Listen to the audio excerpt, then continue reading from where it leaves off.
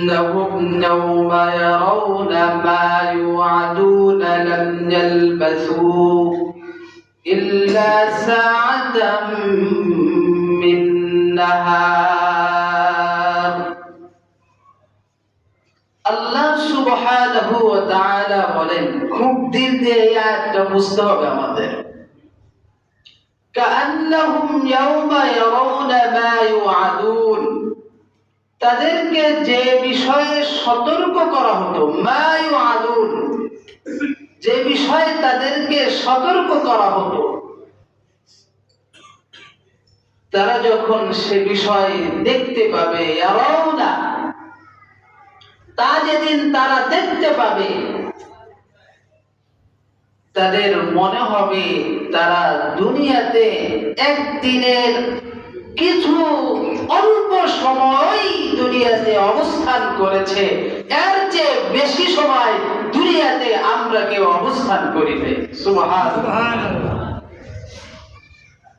একটু সহজ করে হোক, লাম ইয়ালবাসু ইল্লা সাআতাম মিন নাহার, দিনের এক মুহূর্ত, সাআ আমরা যে সেকেন্ড বলি, এটার আরবিতে বলে সাআ, এক মুহূর্ত, এক সেকেন্ড, কিছু সময়। তো আল্লাহ বলতেছেন সাআতাম মিন নাহার, দিনের কিছু সময় সে ইয়ালবাসু দুনিয়াতে অবস্থান করেছে, কিছু সময়ের অধিক সময় দুনিয়াতে আমরা কেউ অবস্থান করি নাই। সুবহানাল্লাহ।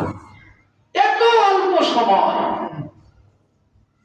এত অল্প কাল এই দুনিয়া, এই অল্প সময়ে যদি আমরা সবর করতে পারি, শত্রুর বিরুদ্ধে লড়াইয়ে যদি আমরা অটল থাকতে পারি, তাহলে আমরা কামিয়াব। সুবহানাল্লাহ।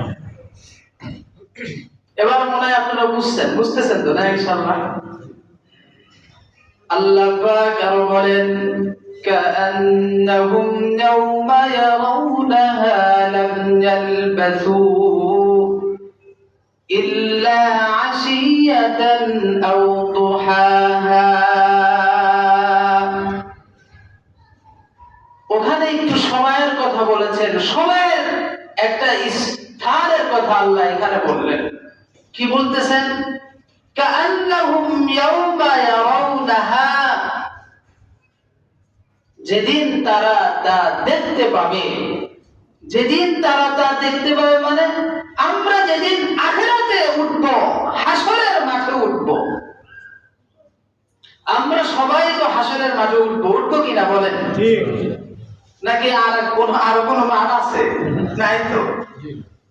সবার একত্রে এক স্থানে দিকে আমাদের প্রত্যাবর্তন করতে হবে। আমরা দুনিয়াতে যতই ছোটাছুটি করছি, কেউ এই পন্থী, কেউ ও পন্থী, কেউ এটা, কেউ ওটা, এই যে কোনো কিছু না, আপনার চোখ বন্ধ হয়েছে। প্রত্যেকটি মানুষ একই চেতনায়, একই ক্ষেত্রে, একই স্থানে উপস্থিত এবং একত্রিত হতে হবে। কথা বলেন ঠিক না? আল্লাহ ওটাই বলতেছেন।